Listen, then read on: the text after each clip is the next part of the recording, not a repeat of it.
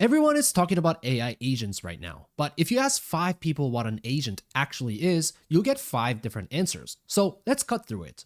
When you use a language model, you're having a conversation. You ask, it answers. You ask again, and it answers again. It is helpful, but it is reactive. It sits there and waits for you. An agent does not wait. An agent goes and actually does something.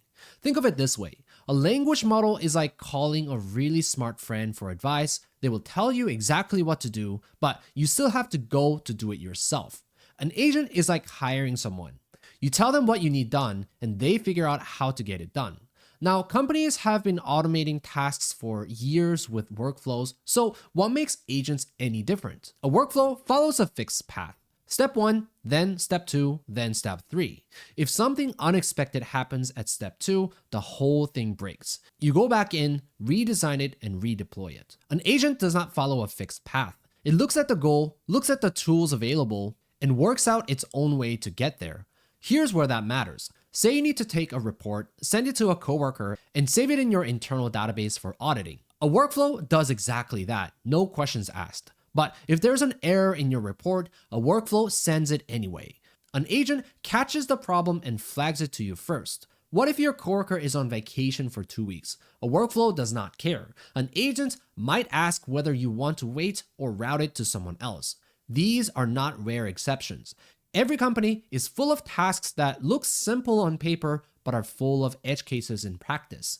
Too complex for a rigid workflow, too tedious for a person to handle manually every time.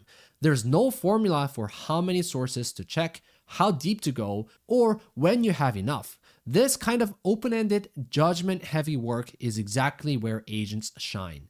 So agents are a real step forward from both language models and traditional automation, but they're not the finish line. Most agents today are still built directly on top of language models. That means they inherit the same problems. They can hallucinate, they can make confident decisions based on things that are not true.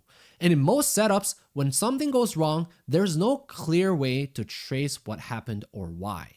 For personal tasks or creative work, that is usually fine, but for business processes where accuracy, accountability, and compliance matter, that gap is what concepts like digital workers are trying to close.